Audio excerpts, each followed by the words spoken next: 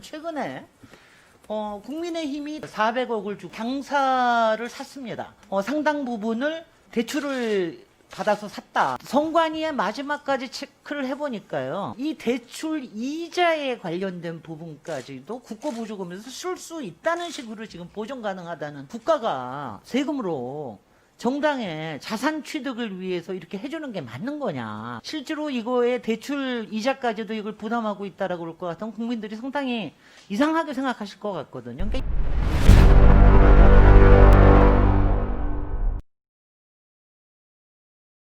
정당 감사에 대한 얘기를 좀 여쭙고 싶습니다. 제가 이제 이 부분이 갑자기 생각이 난 건 뭐냐면은 최근에 국민의힘이 당사를 샀습니다. 뭐 직접 이거는 다 밝혔어요. 400억을 주고 샀고, 그 중에 상당 부분을 대출을 받아서 샀다. 80%가 이 부분에 대한 저당금이고요. 그리고 나머지는 시도 당사를 또 담보로 잡혀서 이걸 샀다. 이렇게 얘기하는데, 사실 더불어민주당도 4년 전에 샀습니다. 4년 전에 200억을 주고 샀고, 국민의힘은 이번에 400억을 주고 샀는데요. 더불어민주당도 당시에 80% 정도를 대출을 받아서 근저당을 잡혀가지고 샀습니다. 2017년에 그 더불어민주당이 이거를 매입한 거에 대해서 매입 비용의 80%를 은행에서 빌렸다는데, 가계 부채의 위험성을 경고하며 DTI, LTV 규제 강화를 주장하면서 뒤로는 80%나 대출을 받는 것은 앞뒤가 맞지 않는 행동, 이렇게 좀 상당히 비판을 하셨어요. 근데 이번에도 국민의힘도 마찬가지로 똑같은 일을 했단 말이죠.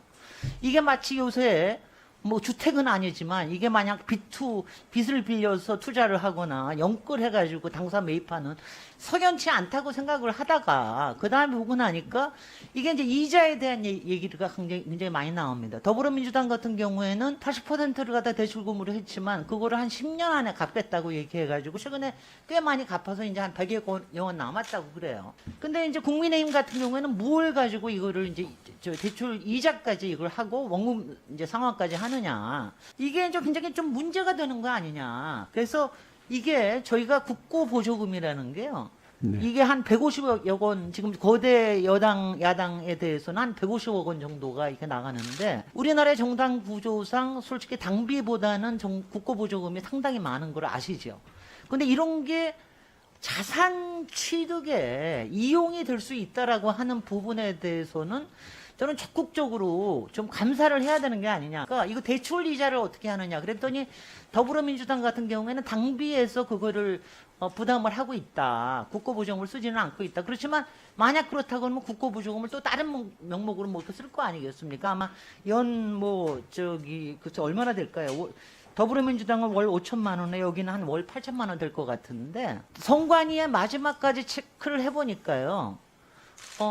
이 대출 이자에 관련된 부분까지도 국고보조금에서 쓸 수 있다는 식으로 지금 보전 가능하다는 쪽으로 나오는데, 아니 이거는 국가가 세금으로 정당의 자산 취득을 위해서 이렇게 해주는 게 맞는 거냐. 그 다음에 실제로 이거에 대출 이자까지도 이걸 부담하고 있다라고 그럴 것 같으면 국민들이 상당히 이상하게 생각하실 것 같거든요. 그러니까 이런 부분들을 좀 정확하게 알고 싶단 말이죠. 혹시 이런 부분에서 생각해 보신 적이 있습니까? 그 정당 보조금이 원법상 감사의 대상이 되는 거는 맞습니다. 네. 되는 거는 맞는데요. 저희들이 한번 검토를 해보겠습니다. 그러나 예, 국민의힘 당사에 대해서는 이 대출금이 그 지방에 있는 그 지방 지구당들, 여기에 있는 당사들 담보를 잡혀가지고 냈다 그러는데, 이런 경우에는 김무성 전 새누리당 대표가 2010년에 이런 얘기까지 하셨어요. 이런 당사를 매입했던 거는 과거 전두환 독재 정권 시절에 재벌들 등쳐서 얻은 건데, 이런 거는 다